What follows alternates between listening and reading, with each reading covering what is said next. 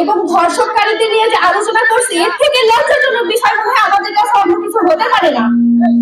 আমরা এখানে সমবেত হয়ে সবাই এর নিয়ে আলোচনা করতেছি এবং এর বিরোধিতা চাচ্ছি। আমরা কেন চাইবো? আমাদের মানুষের মধ্যে কি কোনো মনুষ্যত্ব নাই? আমরা কি কোথাও নিরাপদ না?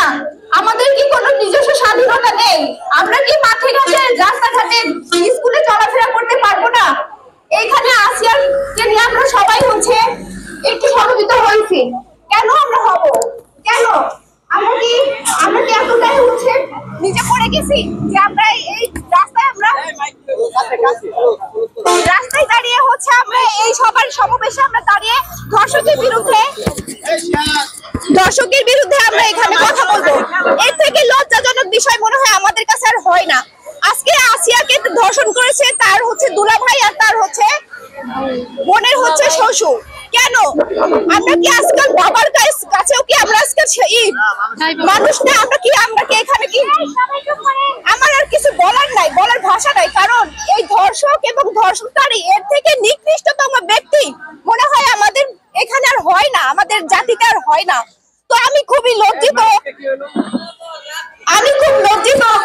কারণ আমি হচ্ছে আমাদের যারা হচ্ছে আমাদেরকে এরকম তাদেরকে যেন এমন ভাবে সাজা দেওয়া হোক যেন পরবর্তীতে আর কোনো মেয়ে ধর্ষণের শিকার না হয়। বাংলাদেশ 2 বার স্বাধীন হয়েছে, তবুও কিন্তু আমরা মেয়েরা কোথাও নিরাপদ নই। কেন নিরাপদ নই? আমরা মেয়েরা সন্ধ্যার পর কেউ কিন্তু বাসা থেকে বের হতে পারি না। কেন বের হতে পারি না? আমরা মেয়েরা বাসা থেকে বের হতে গেলে 1 থেকে 2 বার ভাবতে হয়। কেন? যে বাসা থেকে কি আমি বের হবো, আমার কি বের হওয়া উচিত? মেয়েরা বাসা থেকে বের হওয়ার পর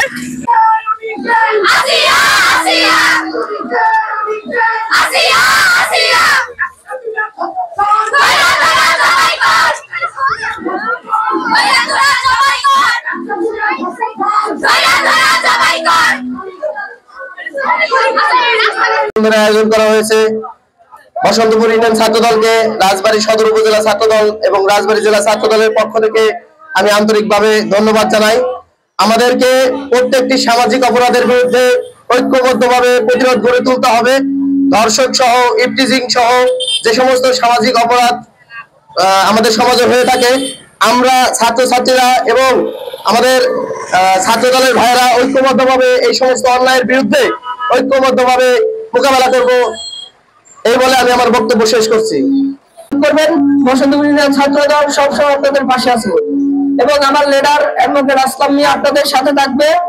এই বসন্তপুরে শুধু বসন্তপুর না, সারা বাংলাদেশে যে গণধর্ষণ হচ্ছে, যেমন আমাদের বোন আসিয়া মাগুরাতে যে কাহিনীটা হয়েছে, আমরা চাই যে এই কাহিনীটা যেন আমাদের আর না হয়, কোনো মায়ের মুখ যেন খালি না হয়।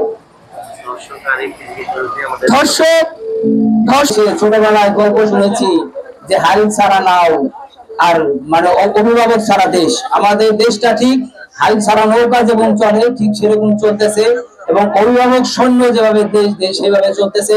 দেশের মধ্যে একটা স্বৈরাচার, একটা ষড়যন্ত্র কাজ করতেছে, বড় ধরনের ষড়যন্ত্র।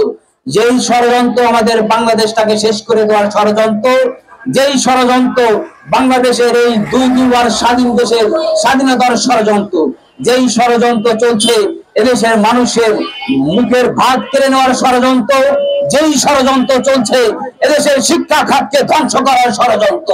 যেই ষড়যন্ত্র চলছে আমার মা বোনের ইজ্জতের ষড়যন্ত্র। ইনশাআল্লাহ বাংলার মাটিতে মা বোনের ইজ্জত নিয়ে কোনো ষড়যন্ত্র চলবে না। মা বোনের ইজ্জত নিয়ে যে ষড়যন্ত্র করবে সেই ষড়যন্ত্র মোকাবেলা করার জন্য আমরা প্রস্তুত। 1971 রক্ত দিয়েছে আমার বাচ্চা, তারা 2025 সালে রক্ত দিয়েছে আমরা। এই বাংলার মাটিকে, এই বাংলার দেশকে, বাংলার ভাষাকে বাঁচানোর জন্য যদি আমাদের জীবন দিতে হয় আমরা জীবন দিব ইনশাআল্লাহ। তবে বাংলার ইজ্জত যাবে না, বাংলার মাটির স্বাধীনতা যাবে না। বাংলাদেশটাকে রক্ষা করার জন্য যা যা করার প্রয়োজন আমরা করবো ইনশাআল্লাহ। কথা দিলাম। আজকের বক্তব্য আমি এই বলে শেষ করছি।